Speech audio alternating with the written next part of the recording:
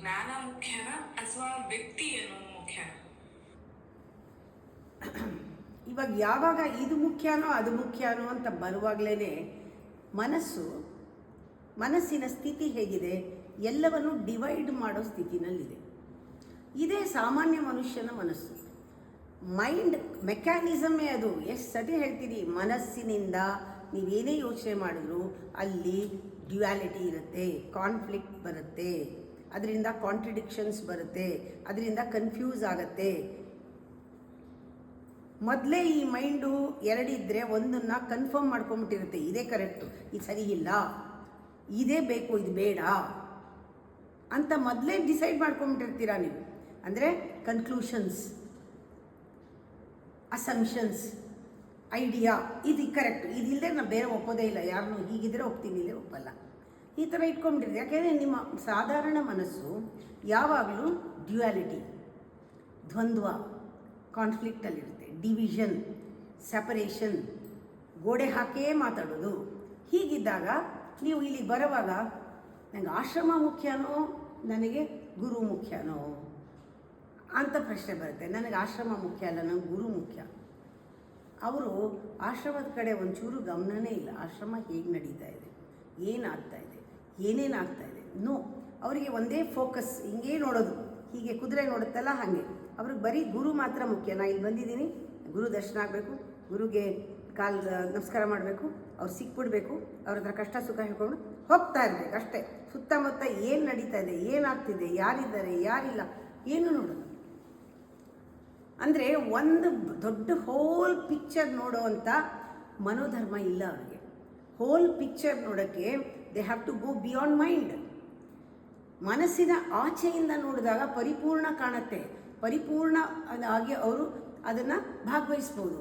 ಯಾವಾಗ ನಾವು ಸಂಕುಚಿತ ಮಾಡಿಕೊಂಡು ಮನಸ್ಸನ್ನು ಇಷ್ಟೇ ಬೇಕು ಅಂದಾಗ ಅಷ್ಟೇ ಕಾಣೋದು, ಬೇರೆ ಏನೂ ಕಾಣಲ್ಲ ಅವ್ರಿಗೆ, ಬೇರೆ ಏನೂ ಬೇಕೂ ಇಲ್ಲ. ಅದರಿಂದ ಇದು ಮುಖ್ಯನಾ ಅದು ಮುಖ್ಯನಾ ಪ್ರಶ್ನೆ ಬರಲ್ಲ. ಕೆಲವ್ರಿಗೆ ಗುರು ಬೇಡ, ಪೇಪರ್ನಲ್ಲಿ ಓದಿರ್ತಾರೆ, ಆಶ್ರಮ ಗೊತ್ತಿರುತ್ತೆ, ಬೇರೆ ಬೇರೆ ಆಶ್ರಮಗಳಿಗೆ ಹೋಗಿರ್ತಾರೆ, ಗುರು ಇದಾರೋ ಬಿಟ್ಟಿದ್ದಾರೋ ಇಲ್ವೋ ಏನೋ ಜ್ಞಾನ ಎಂಥದ್ದು ಬೇಕಾಗಿಲ್ಲ, ಬಂದು ಒಂದ್ಸರಿ ಆಶ್ರಮ ನೋಡ್ಕೊಂಡು ಹೋಗೋದು, ಇಲ್ಲೆಲ್ಲರೂ ಚೆನ್ನಾಗಿದ್ದರೆ ಎಲ್ಲರೂ ಬಂದು ಒಂದ್ಸರಿ ಮೂಲೆಯಲ್ಲಿ ಕೂತ್ಕೊಂಡು ಹಾಡು ಹೇಳ್ಬಿಟ್ಟು ಹೋಗೋದು, ಧ್ಯಾನ ಮಾಡಿಬಿಟ್ಟು ಹೋಗೋದು.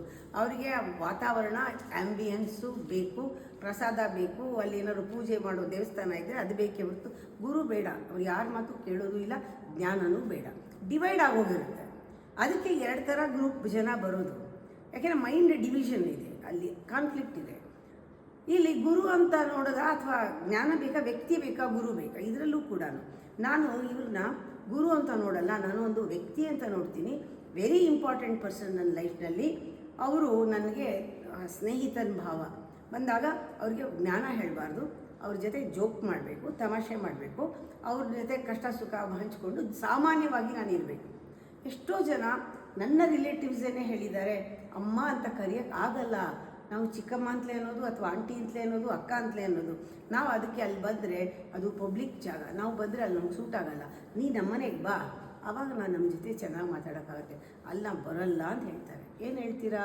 ಅವ್ರಿಗೆ ವ್ಯಕ್ತಿ ಬೇಕು. ಅಮ್ಮ ಸ್ನೇಹಿತೆಯಾಗಿ ಬೇಕು, ಅಥವಾ ಗುರು ಒಂದು ಫ್ರೆಂಡ್ ಥರ ಬೇಕು, ಅದು ಜಾಲಿ ಟ್ರಿಪ್ಗೆ ಹೋಗೋಕ್ಕೆ ಬೇಕು, ಅಥವಾ ಗಿಫ್ಟ್ ಕೊಡೋಕ್ಕೆ ಬೇಕು, ಆ ಥರಕ್ಕೆ ಬೇಕು. ಗುರು ಬೇಡ, ಜ್ಞಾನ ಬೇಡ ಅಂತ ಅವ್ರಿಗೇನು ಹೇಳೋದು?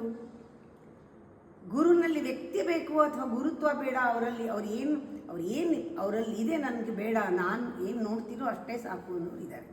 ಅದಕ್ಕೆ ಇದೆಲ್ಲವೂ ಕೂಡ ಸರಿ ತಪ್ಪುಗಳ ಪ್ರಶ್ನೆ ಅಲ್ಲ.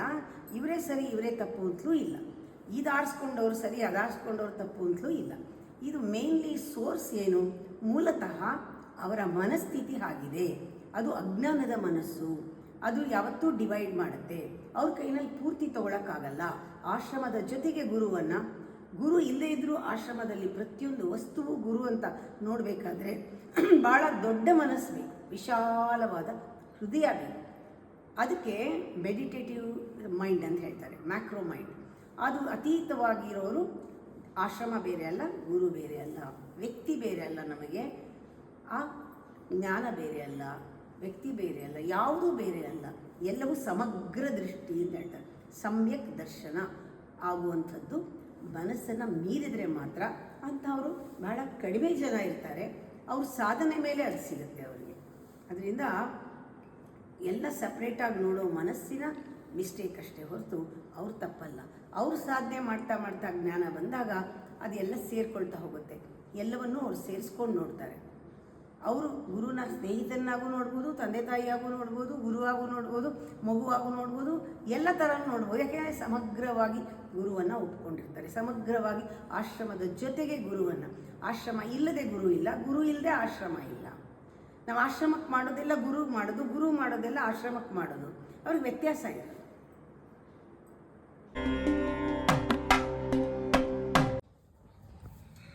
ಗುರು ಅನ್ನೋದು ಒಬ್ಬ ಸ್ನೇಹಿತ ಆಗಿದ್ರೆ ಅದು ಯಾವ ತರಹ? ಈ ಸಂಬಂಧಗಳಲ್ಲಿ ಒಂದು ದಿವ್ಯವಾದ ಸಮ್ಯಕ್ ಬಂಧ ಆತ್ಮ ಸಂಬಂಧ. ಈ ಆತ್ಮ ಸಂಬಂಧ ಎಲ್ಲಿರುತ್ತೋ ಅದಕ್ಕೆ ಏನು ಹೆಸರು ಬೇಕಾದರೂ ಇಡ್ಬೋದು. ಸ್ನೇಹಿತ ಅನ್ಬೋದು, ತಾಯಿ ಅನ್ಬೋದು, ತಂದೆ ಅನ್ಬೋದು, ಮಗು ಅನ್ಬೋದು. ನೋಡಿ, ಕೃಷ್ಣನನ್ನು ಮಗು ಅಂತ ಪೂಜೆ ಮಾಡಿದವರಿದ್ದಾರೆ, ಪ್ರಿಯಕರ ಅಂತ ಪೂಜೆ ಮಾಡಿದವರಿದ್ದಾರೆ, ಅಪ್ಪ ತಂದೆ ಅಂದವರಿದ್ದಾರೆ, ಕೃಷ್ಣನ ದೇವಿ ಅಂತ ಪೂಜೆ ಮಾಡಿದವರಿದ್ದಾರೆ, ಕೃಷ್ಣನ ಗುರು ಅಂತ ಪೂಜೆ ಮಾಡಿದವರಿದ್ದಾರೆ. ನಾನಾ ರೀತಿಯಲ್ಲಿ ಅವ್ರಿಗಿಷ್ಟ ಬಂದಿದ್ದು ಕರೀತಾರೆ. ಯಾಕೆಂದರೆ ಆ ಪರಿಪೂರ್ಣ ಕೃಷ್ಣನನ್ನು ತಿಳ್ಕೊಂಡವ್ರಿಗೆ ಏನು ಕರೆದ್ರೆ ಏನು, ನನಗೆ ಪ್ರೀತಿಯಿಂದ ನಾನು ಏನು ಬೇಕಾದ್ರೂ ಕರಿತೀನಿ. ಇಲ್ಲಿ ನಾವು ಏನು ಡಿಫೈನ್ ಮಾಡ್ತೀವಿ ಮುಖ್ಯ ಆಗಲ್ಲ, ಅಲ್ಲಿ ಪರಿಪೂರ್ಣತ್ವ ಮುಖ್ಯ ಆಗುತ್ತೆ. ಅದರಿಂದನೇ ಭಗವದ್ಗೀತೆಯಲ್ಲಿ ಆ ನಿಕಟವಾದ ಸಂಪರ್ಕ ಹೇಗೆ ಆ ಒಂದು ಇದರಲ್ಲಿ ಬರುತ್ತೆ ಅಂದರೆ, ಸನಿಹದಲ್ಲಿದ್ದು ಇದ್ದು ಬೆಳೆಯುವುದು ಸ್ನೇಹ. ಸ್ನೇಹದಿಂದ ಆ ಸಖ ಭಾವನೆ ಬಂದಾಗಲೇ ಅರ್ಜುನನಿಗೆ ಕೃಷ್ಣನ ಹತ್ರ ಒಂದು ಸಲಿಗೆ ಬಂತು. ಆ ಸನಿಹದಿಂದ ಒಂದು ಸಲಿಗೆ ಬಂತು. ಆ ಸಲಿಗೆಯಲ್ಲಿ ಕೃಷ್ಣ ಭಾಳ ಹತ್ತಿರವಾಗಿ ತನ್ನ ಸ್ನೇಹಿತನಿಗೆ ಹೇಳೋ ಹಾಗೆ ಹೇಳ್ದ. ನಾವು ಸ್ನೇಹಿತನ ಮಾತು ಕೇಳ್ತೀವಿ, ತುಂಬ ಬೆಸ್ಟ್ ಫ್ರೆಂಡ್ ಇದ್ದರೆ ಅವ್ರ ಮಾತು ಕೇಳ್ತೀವಿ, ಗುರು ಮಾತು ಕೇಳ್ತೀವಿ, ತಾಯಿ ತಂದೆ ಮಾತು ಕೇಳ್ತೀವಿ, ಯಾರನ್ನೋ ಒಂದು ಮಾತು ಕೇಳ್ತೀವಲ್ಲ, ಅಲ್ಲಿ ಸ್ನೇಹಿತನಿಗೆ ತುಂಬ ದೊಡ್ಡ ಜಾಗವನ್ನು ಕೊಡ್ತೀವಿ. ಅವ್ರ ಹತ್ರ ಏನು ಬೇಕಾದರೂ ಹೇಳ್ಬೋದು, ಕಷ್ಟಕ್ಕೆ ಸುಖಕ್ಕೆ ಆಗ್ತಾನೆ, ಅಂಥವನೇ ಗೆಳೆಯ ಸ್ನೇಹಿತ ಅಂತ. ಅದರಿಂದ ಗುರು ಒಳ್ಳೆಯ ಸ್ನೇಹಿತನಾಗಬಲ್ಲ. ತುಂಬ ಜನ ಪರಿಪೂರ್ಣವಾಗಿ ಜ್ಞಾನ ಇರೋರು ಕಾಲೇಜ್ನಲ್ಲಾಗಿರ್ಬೋದು, ಸ್ಕೂಲ್ನಲ್ಲಾಗಿರ್ಬೋದು, ಅವ್ರನ್ನ ಸ್ಟೂಡೆಂಟ್ಸು ಇವ್ರು ನನ್ನ ಮಾತು ಕೇಳಬೇಕು ಅದಲ್ಲ, ಮೈ ಡಿಯರ್ ಫ್ರೆಂಡ್ಸ್ ಅಂತಾನೆ ಅವರು ಇದನ್ನು ಅವರು ಸಂಬೋಧಿಸ್ತಾರೆ. ಸ್ಟೂಡೆಂಟ್ಸ್ನ ಫ್ರೆಂಡ್ಸ್ ಅಂತ ಕರೀತಾರೆ. ಅಷ್ಟೆಲ್ಲ ಕಾದಾಡಿದ್ರು ಕೋರ್ಟಲ್ಲಿ ಹೊರಗಡೆ ಬಂದಾಗ ಫ್ರೆಂಡ್ಸ್ ಅಂತಾರೆ. ಯಾಕೆಂದರೆ ಫ್ರೆಂಡ್ ಅಂದರೆ ಅಲ್ಲಿ ಎಲ್ಲ ಸಲಿಗೆಯಿಂದ ಎಲ್ಲ ಕೋಟೆ ಗೋಡೆಗಳೆಲ್ಲ ಕರ್ಗೋಗುತ್ತೆ. ಸ್ನೇಹ ಭಾವ ಬಹಳ ಮುಖ್ಯ. ಅದರಿಂದ ಇಡೀ ಭಗವದ್ಗೀತೆ ಸಖ ಸ್ನೇಹಿತನಾಗಿ ಅರ್ಜುನನ ಕೃಷ್ಣ ನೋಡಿದ್ದು ಒಂದೇ ಸಾಕು ಉದಾಹರಣೆ. ಯಾವ ರೀತಿ ಸ್ನೇಹಿತ ಗುರು ಸ್ನೇಹಿತ ಆಗಿರೋಕ್ಕೆ ಸಾಧ್ಯ ಅಂತ. ಜೀವಾತ್ಮ ಪರಮಾತ್ಮನ ಒಡನಾಟನೂ ಕೂಡ ಸ್ನೇಹ ಭಾವ ಇದೆ. ಯಾವಾಗಲೂ ಆಕರ್ಷಣೆ ಇದೆ, ಯಾವಾಗಲೂ ಆ ಸೆಳೆತ ಇದೆ ಒಬ್ರಿಗೊಬ್ಬರಿಗೆ. ಆ ರೀತಿ ನಿಕಟವಾದ ಸಂಪರ್ಕ ಇರೋದು ಆ ಜೀವಾತ್ಮ ಪರಮಾತ್ಮಂದು. ಅದೇ ಅರ್ಜುನ ಮತ್ತು ಕೃಷ್ಣ. ಹಾಗೆ ಎಲ್ಲರಲ್ಲೂ ಕೂಡ ಆ ಸ್ನೇಹ ಭಾವ ಇದ್ದರೆ ಎಲ್ಲ ಟೋಟಲ್ ಫೀಲ್ ಮಾಡ್ಬೋದು. ಸ್ನೇಹಿತ ಟೋಟಲ್ ಅವನಾಗಿರ್ತಾನೆ. ನನಗೆ ಈ ಎಕ್ಸ್ಪೀರಿಯನ್ಸ್ ತುಂಬ ಆಗಿದೆ ಸ್ನೇಹಿತರ ಜೊತೆಗೆ. ಸ್ನೇಹಿತರಿದ್ಬಿಟ್ರೆ ಪ್ರಪಂಚದಲ್ಲಿ ಎಲ್ಲರೂ ಸಿಕ್ಕಿದಂಗೆ ನನಗೆ. ತಂದೆ ಬೇಡ, ತಾಯಿ ಬೇಡ, ಅಕ್ಕ ಬೇಡ, ಅಣ್ಣ ಬೇಡ, ತಂಗಿ ಬೇಡ, ಸ್ನೇಹ ಸ್ನೇಹ ಸ್ನೇಹ. ಆ ಸ್ನೇಹಮಯಿ, ಆ ಪ್ರೇಮಮಯಿ ಎಲ್ಲ ಒಂದೇ. ಸ್ನೇಹ ಇದ್ದ ಕಡೆ ಪ್ರೇಮ, ಅಲ್ಲಿ ಏನು ಕಾಮ ಮೋಹ ಏನು ಅಟ್ಯಾಚ್ಮೆಂಟ್ ಇರಲ್ಲ. ಮಗು ಥರ ಆಟ ಆಡ್ಕೊ. ಅದಕ್ಕೆ ನಮಗೆ ಹಿಂದೆ ಹೋಗ್ತಾ ಹೋಗ್ತಾ ಆ ಸ್ನೇಹಿತರ ಜೊತೆ ಇವತ್ತು ಆಟ ಆಡಿದ್ದು, ಶೇರ್ ಮಾಡ್ಕೊಂಡಿದ್ದು ಯಾರಿಗೂ ಮರೆಯಲ್ಲ. ಅದು ಶಾಶ್ವತವಾಗಿ ಉಳ್ಕೊಳ್ಳುತ್ತೆ.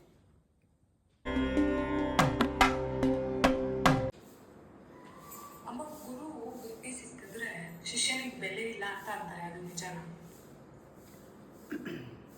ಈ ಪದ ಇದೆಯಲ್ಲ, ಬಳಸೋವಾಗ ಈ ಪದ ಚೆನ್ನಾಗಿದೆ ಬಳಸೋದು. ನಾನು ಒಂದೊಂದು ಸತಿ ಬಳಸ್ತೀನಿ. ಬಿಟ್ಟಿ ಅಂತ, ಇದು ಭಾಳ ಸಾಮಾನ್ಯವಾದ ಪದ. ಇದು ಕೆಲವು ಪದ ಅದ್ರ ಮೂಲಕನೇ ಕೆಲವ್ರ ಮನಸ್ಸನ್ನು ಪ್ರವೇಶ ಮಾಡೋಕ್ಕೆ ಸಾಧ್ಯ. ರಿಫೈನ್ ಮಾಡಿ ಹೇಳಿದ್ರೆ ಅವ್ರಿಗೆ ಹೋಗೋದೇ ಇಲ್ಲ. ಒಡ್ಡಾಗಿ ಹೇಳಿದ್ರೇ ಹೋಗುತ್ತೆ. ಅದು ಅವ್ರ ಲ್ಯಾಂಗ್ವೇಜ್ ಆಗಿರುತ್ತೆ, ಅರ್ಥ ಆಗುತ್ತೆ. ಅಲ್ಲಿ ಏನು ಬಿಟ್ಟು ಸಿಗಲ್ಲ ಯಾವುದು ಅಂತ ಹೇಳಿದ್ರೆ ಅವ್ರಿಗೆ ಅರ್ಥ ಆಗುತ್ತೆ. ಗುರು ಒಂದೇ ಅಲ್ಲ, ಯಾವುದು ಪ್ರಪಂಚದಲ್ಲಿ ನಾವು ಕೊಡದೆ ನಮ್ಗೆ ಯಾವುದೂ ಸಿಗಲ್ಲ. ಕೆಲವ್ರಿಗೆ ಸಿಕ್ಕಿದ್ದಾಗ ಹೇಳ್ತಾರೆ, ನಾವು ಎಷ್ಟು ಮಾಡಿದ್ರು ನಮ್ಗೆ ಏನೂ ಪರಮಾತ್ಮ ಕೊಡ್ತಾನೇ ಇಲ್ಲ, ಎಷ್ಟು ಕಷ್ಟಪಡ್ತಾ ಇದ್ದೀವಿ, ಬೇರೆಯವ್ರು ನೋಡಿ ಅವ್ರು ಕಷ್ಟನೇ ಪಡ್ತಾ ಇಲ್ಲ, ಎಫರ್ಟ್ಲೆಸ್ ಆಗಿ ಎಲ್ಲ ಸಿಗ್ತಾ ಇದೆ, ಇದು ನ್ಯಾಯನ ದೇವರು ಮಾಡೋದು ಅಂತ ಕೇಳ್ತಾರೆ. ಆದರೆ ಅದು ತಪ್ಪು. ಅವರು ಈ ಕಾಸ್ಟ್ಯೂಮ್ನಲ್ಲಿ ಇವಾಗಿದ್ದಾರಲ್ಲ, ಈ ಕಾಸ್ಟ್ಯೂಮ್ನಲ್ಲಿ ಮಾಡಿದ್ದಲ್ಲ ಅದು ಸಿಗ್ತಾ ಇರೋದು. ಯಾವುದೋ ಜನ್ಮದಲ್ಲಿ ಯಾವುದೋ ಕಾಸ್ಟ್ಯೂಮ್ನಲ್ಲಿ ಮಾಡಿದ್ದು ಈ ಜನ್ಮಕ್ಕೆ ಬರ್ತಾ ಇದೆ. ನಾವು ಕಾಸ್ಟ್ಯೂಮ್ ಚೇಂಜ್ ಆಗಿದೆ, ಆದರೆ ಅವ್ರು ಮಾಡಿದ ಕರ್ಮದ ಒಂದು ಫಲಿತಾಂಶದಲ್ಲಿ ಅವ್ರಿಗೆ ಬರ್ತಾ ಇದೆ. ನಾವು ಇನ್ನೂ ಮಾಡಿಲ್ಲ, ಅದಕ್ಕೆ ನಮ್ಗೆ ಅದು ಬಂದಿಲ್ಲ. ಇವಾಗ ಕಷ್ಟಪಡ್ತಾ ಇದ್ದೀವಿ, ಮುಂದೆ ಇನ್ನೊಂದು ಜನ್ಮದಲ್ಲಿ ಅದು ಸಿಗುತ್ತೆ, ಎಲ್ಲೂ ಹೋಗಲ್ಲ. ನಾವು ಏನಾದರೂ ಕೊಡದೆ ನಮಗೇನೂ ವಾಪಸ್ ಬರೋಲ್ಲ, ಬೇರೆಯವ್ರ ಜೊತೆ ಕಂಪೇರ್ ಮಾಡ್ಕೊಳ್ಳೋಂಗೆ ಇಲ್ಲ. ಹಾಗೆ ಗುರು ಕೂಡ ಬಿಟ್ಟು ಸಿಗಲ್ಲ. ಬಿಟ್ಟು ಸಿಕ್ಕರೆ ಎಷ್ಟೋ ಸತಿ ನಿಮಗೆ ನಾ ಹೇಳ್ತಾ ಇರ್ತೀನಿ, ಯಾವುದೋ ಒಂದು ಯೋಚನೆಯಲ್ಲಿ ನೀವಿದ್ದರೆ, ಯಾವುದೋ ಒಂದು ಮಾಯೆನಲ್ಲಿ ಸಿಕ್ಕಾಕೊಂಡಿದ್ರೆ, ಗುರು ಹತ್ರ ಇದ್ದರೂ ಕೂಡ ಗುರು ಸಿಕ್ಕಲ್ಲ ನಿಮಗೆ. ಗುರು ಅಲ್ಲೇ ಇದ್ದರೂ ಕೂಡ ಗುರು ಸಿಕ್ಕಲ್ಲ ಅಂದ್ರೇನು? ಗುರು ಏನು ಹೇಳ್ತಾನೆ ಅದು ನಿಮ್ಗೆ ಹೋಗೋದೇ ಇಲ್ಲ, ಯಾಕೆಂದರೆ ನೀವು ರೆಡಿನೇ ಇಲ್ಲ, ನಿಮ್ಗೆ ಆ ಯೋಗ್ಯತೆಯೇ ಬಂದಿಲ್ಲ ತಗೊಳ್ಳೋದು. ಹಾಗೆ ಅಂತ ಬಿಟ್ಬಿಡೋದಾ, ನನಗೆ ಯೋಗ್ಯತೆ ಇಲ್ಲ ಅಂತ ಹೇಳ್ತಾ ಇರೋದು ಅರ್ಥ ಆಗಲ್ಲ ಅಂತ? ಇಲ್ಲ, ನಿಮ್ಗೆ ಅಲ್ಲಿ ಗೊತ್ತಾಗಬೇಕು, ನಾನು ನನ್ನ ಮಟ್ಟವನ್ನು ನಾನು ಹೆಚ್ಚಿಸ್ಕೊಳ್ಬೇಕು. ಎಷ್ಟೋ ಜನ ನನ್ನನ್ನು ಡೈರೆಕ್ಟಾಗಿ ಕೇಳ್ತಾರೆ, ಅಮ್ಮ ನೀವು ನನಗೆ ಅರ್ಥ ಆಗೋಂಗೆ ಮಾತಾಡಿ, ನನ್ನ ಮಟ್ಟಕ್ಕೆ ಬಂದು ಮಾತಾಡಿ. ಆ ಮಟ್ಟಕ್ಕೆ ಹೋಗದೆ ಇದ್ರೂ ಅವ್ರಿಗೆ ಅರ್ಥ ಆಗೋ ಭಾಷೆನಲ್ಲಿ ಹೇಳ್ಬೋದು, ಅವ್ರು ರೆಡಿ ಇದ್ದರೆ. ಅವ್ರ ಮಟ್ಟಕ್ಕೆ ಹೋಗಿ ನಾನು ಮಾತಾಡಿದ್ರೆ, ಅದೇ ಲೆವೆಲಲ್ಲಿ ಮಾತಾಡಿದ್ರೆ ಜ್ಞಾನವೂ ಅದೇ ಲೆವೆಲಲ್ಲೇ ಇರುತ್ತೆ. ಏನು ಪ್ರಯೋಜನ ಆಯಿತು? ಅವರನ್ನು ಮೇಲಿನ ಮಟ್ಟಕ್ಕೆ ಎಳಿಬೇಕಾದ್ರೆ ನಾವು ಅವ್ರಿಗೆ ಅರ್ಥ ಆಗೋ ರೀತಿಯಲ್ಲಿ ಹೇಳಿ ಅವ್ರನ್ನ ಮೇಲ್ಮಟ್ಟಕ್ಕೆ ತೊಗೊಂಬರ್ಬೇಕು. ನಮ್ಮ ಟರ್ಮಿನಾಲಜಿಗಳು ಅವ್ರಿಗೆ ಅರ್ಥ ಆಗಬೇಕು. ಈ ಪದಗಳು ಯೂಸ್ ಮಾಡಿದ್ರೆ ಅವ್ರು ಇದಕ್ಕೆ ಹೇಳಿದ್ರು ಅಂತ. ಅದಕ್ಕೆ ಗುರು ಸುಮ್ಮನೆ ಬಂದು ಯಾರೋ ಬೀದಿಲಿ ಹೋಗ್ತಾ ಇರೋರು, ಬಸ್ ಸ್ಟಾಪಲ್ಲಿ ಸಿಕ್ಕಿರೋರು ಯಾರಿಗೋ ಜ್ಞಾನ ಹೇಳಿದ್ರೆ ಅದು ಅವ್ರಿಗೆ ಕೇಳ್ತಾರೆ, ಈ ಕಡೆ ಬಿಟ್ಬಿಡ್ತಾರೆ. ಚೆನ್ನಾಗಿದೆ ಅಂತ ಹೇಳ್ಬೋದು, ಆದರೆ ಅವ್ರ ಮನಸ್ಸೊಳಗೆ ಹೋಗಲ್ಲ, ಅವ್ರು ರೆಡಿ ಇರಲ್ಲ, ಅದು ಬಿಟ್ಟು ಸಿಕ್ಕಿರುತ್ತೆ, ಅವ್ರಿಗೆ ಬೇಕಾಗಿರಲ್ಲ. ಯಾವಾಗ ಬೇಕು ಅಂತ ಇರುತ್ತೆ ಅವರು ಕಾಯ್ತಾ ಇರುತ್ತೆ, ಹಾತೊರಿತಾ ಇರುತ್ತೆ, ಯರ್ನಿಂಗ್ ಇರುತ್ತೆ, ಓಪನ್ ಇರ್ತಾರೆ. ಆವಾಗ ಹೇಳಿದ್ದು ಹೋಗುತ್ತೆ. ಗುರು ಬಿಟ್ಟು ಸಿಕ್ಕರೆ ಪ್ರಯೋಜನ ಆಗಲ್ಲ, ಅದು ಅದಕ್ಕೆ ಬೆಲೆ ಇಲ್ಲ. ಹೇಳ್ತಾನೇ ಇರ್ತಾರೆ ಇವರು. ಎಷ್ಟೋ ಸತಿ ಇಲ್ಲಿ ಬರ್ತಿದ್ರೂ ಕೂಡ ಅವರು ಜ್ಞಾನಕ್ಕೆ ಬಂದೇ ಇರಲ್ಲ, ಅವ್ರಿಗೆ ಸತ್ಸಂಗ ಬೇಕೇ ಇಲ್ಲ. ಅವ್ರು ಸುಮ್ಮನೆ ಟೈಮ್ ಪಾಸಿಗೆ ಬಂದಿರ್ತಾರೆ, ಅಥವಾ ಯಾರೋ ಹೇಳಿರ್ತಾರೆ ಈ ಪೂಜೆ ಮಾಡಿಸಿ ಅದಕ್ಕೆ ಬಂದಿರ್ತಾರೆ, ಅಥವಾ ದಾನ ಕೊಡಿ ಅಂತ ಹೇಳಿದೊಂದು ಜಾಗ ಬಂದಿರ್ತಾರೆ, ಅಥವಾ ಸುಮ್ಮನೆ ಎಲ್ಲ ಅವ್ರ ಸ್ನೇಹಿತರನ್ನೆಲ್ಲ ನೋಡೋಕ್ಕೆ ಬಂದಿರ್ತಾರೆ, ಅಥವಾ ಏನು ನಡೀತಾ ಇದೆ ಅನ್ನೋ ಕ್ಯೂರಿಯಾಸಿಟಿಗೆ ಬಂದಿರ್ತಾರೆ. ಆಸಕ್ತಿ ಇರಲ್ಲ, ಅಂಥವ್ರಿಗೂ ಕೂಡ ಜ್ಞಾನ ಹೋಗಲ್ಲ. ಗುರು ಹೇಳ್ತಾರೆ, ಇವ್ರು ನನ್ನ ನೋಡಿದಾಗೆಲ್ಲ ಜ್ಞಾನ ಹೇಳ್ತಾರಪ್ಪ. ಅವ್ರಿಗೆ ಜ್ಞಾನ ಹೇಳೋದು ಅಂದರೆ ಬೈಯೋದು ಅಂತ ಆಗುತ್ತೆ. ಅವ್ರಿಗೆ ಅಮ್ಮ ಯಾವಾಗಲೂ ಬೈತಾ ಇರ್ತಾರೆ ಅಂತಾಗುತ್ತೆ. ನನಗೆ ಬೇಕಾಗಿತ್ತು, ನನಗೆ ಗೊತ್ತಿಲ್ಲ, ನನಗೆ ಬೇಕಾಗಿದ್ದು ಅವ್ರಿಗೆ ಗೊತ್ತಿದೆ, ನನಗೆ ಇವಾಗ ಕೊಟ್ಟಿದ್ದಾರೆ, ಇದು ನೆಕ್ಸ್ಟ್ ಸ್ಟೆಪ್ಗೆ ಇದು ಊರ್ಗೋಲು, ಇಸ್ಕೊಳ್ಳೋಣ, ತಿಳ್ಕೊಳ್ಳೋಣ, ಕಲಿಯೋಣ, ಮುಂದಕ್ಕೆ ಹೋಗೋಣ ಅನ್ನೋದು ಭಾಳ ಕಡಿಮೆ. ಅದರಿಂದ ಯಾವುದನ್ನು ಬಿಟ್ಟು ಕೊಡಬಾರ್ದು. ಗುರು ಕೂಡ ಅವರ ಯೋಗ್ಯತೆಯನ್ನು ನೋಡಿ, ಅವ್ರಿಗೆ ದಾಹ ಆಗಿದೆಯಾ ನೋಡಿ, ಅದು ಕೇಳುತ್ತೆ ಒಳಗಡೆಯಿಂದ ನನಗೆ ಬೇಕು ಅಂತ, ಆವಾಗ ಮಾತ್ರ ಹೇಳಬೇಕು. ಅದು ಅಟ್ಯೂನ್ಮೆಂಟ್ ಆದಾಗ ಆಗಕ್ಕೆ ಸಾಧ್ಯ. ಅಮ್ಮ, ಗುರು ಅನ್ನೋನು 1 to 1 ನನಗೆ ಎಕ್ಸ್ಕ್ಲೂಸಿವ್ ಆಗಿರಬೇಕು ಅಂತ ಎಕ್ಸ್ಪೆಕ್ಟ್ ಮಾಡೋದು ತಪ್ಪಾಗುತ್ತಾ? ಗುರು 1 to 1 ನನಗೆ ಸಿಗಬೇಕು ಅನ್ನೋದು ಎಕ್ಸ್ಪೆಕ್ಟೇಷನ್ ಅನ್ನೋ ವರ್ಡೇ ಇಲ್ಲ, ಸಹಜ ಅದು. ಪ್ರತಿಯೊಬ್ಬ ಶಿಷ್ಯನಿಗೂ ಕೂಡ ಗುರು ತನಗೆ ಸಂಪೂರ್ಣ ಸಿಗಬೇಕು ಅನ್ನೋದು ಬರೋದು ನಿಜ, ಸಹಜ, ಸರಿ ಕೂಡ. ಅದು ಗುರುವು ಹಾಗೆ ಇರಬೇಕಾದದ್ದು ಅವನ ಒಂದು ಸ್ವಭಾವದಿಂದ ಧರ್ಮ, ಅದು ಸ್ವಧರ್ಮ, ಅದು ಗುರುವಿನ ಧರ್ಮ. ಪೂರ್ಣಮದ ಪೂರ್ಣಮಿದಂ ಪೂರ್ಣಾತ್ ಪೂರ್ಣಮುಚ್ಯತೆ. ಗುರು ಸಂಪೂರ್ಣ. ಗುರುವನ್ನು ಒಂದು ಸ್ವಲ್ಪ ತೆಗೆದ್ರೆ ಅದು ಪರಿಪೂರ್ಣವಾಗೇ ಬರುತ್ತೆ. ಒಬ್ಬೊಬ್ಬರ ಹತ್ರನೂ ಗುರು 100ಕ್ಕೆ 100 ಭಾಗ ಇರ್ತಾನೆ. 100ಕ್ಕೆ 100 ಭಾಗ ಗುರು ಅವರಿಂದ ಅಪೇಕ್ಷೆ ಪಡ್ತಾನೆ. ಅಂದರೆ ತನ್ನನ್ನು ಅವರಲ್ಲಿ ಸಂಪೂರ್ಣ ನೋಡುವುದಕ್ಕೆ ಗುರುವಿಗೂ ಆಸೆ. ಇದು ಬಹಳ ನ್ಯಾಚುರಲ್ ಲಾ. ಹೇಗೆ ಸೃಷ್ಟಿಯಲ್ಲಿ ಪರಮಾತ್ಮ ಎಲ್ಲವನ್ನೂ ಸೃಷ್ಟಿಸಿ ಎಲ್ಲವೂ ಕೂಡ ಪರಮಾತ್ಮ ಈ ಬಿಟ್ಸ್ ಅಂದರೆ ಸಣ್ಣ ಸಣ್ಣ ಸಣ್ಣ ಸಣ್ಣ ಅಂಶಗಳು ಒಂದು ಕಿಡಿಯಾಗಿ ಆದರೂ ಕೂಡ ಒಂದೊಂದು ಕಿಡಿಯಲ್ಲೂ ಪರಮಾತ್ಮ ಪರಿಪೂರ್ಣವಾಗಿದ್ದಾನೆ. ಇದು ಎಂಥ ದೊಡ್ಡ ಮಹತ್ತರವಾದ ತತ್ವ. ಇದನ್ನು ತಿಳ್ಕೊಂಡ್ರೆ ಇಡೀ ಫಿಲಾಸಫಿ ನಮಗೆ ಎಷ್ಟೋ ಅರ್ಥ ಆಗಿಬಿಡುತ್ತೆ.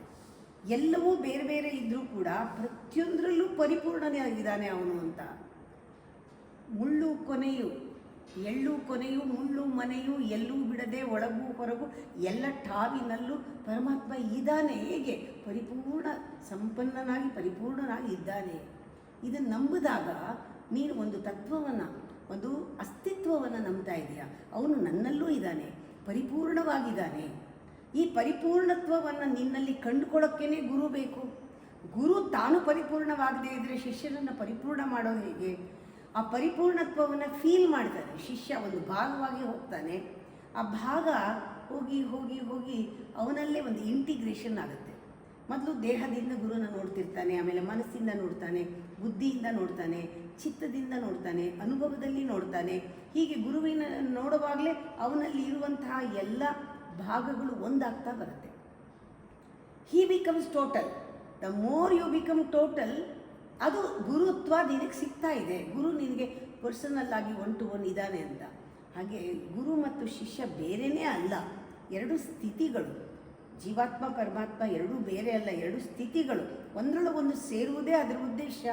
ಹಾಗೆ ನಾನು ಗುರುನಲ್ಲಿ ಸೇರಿಕೊಳ್ಬೇಕು ಅಂದಾಗ ಆ ಪರಿಪೂರ್ಣತ್ವಕ್ಕಾಗಿ ಶಿಷ್ಯ ಹಂಬಲಿಸ್ತಾನೆ. ಗುರು ತನ್ನಲ್ಲಿ ಅವನನ್ನು ಸೇರಿಸ್ಕೊಳ್ಳೋಕ್ಕೆ ಹಂಬಲಿಸ್ತಾನೆ. ಅದರಿಂದ ತಪ್ಪಿಲ್ಲ, ಇದು ಸರಿ.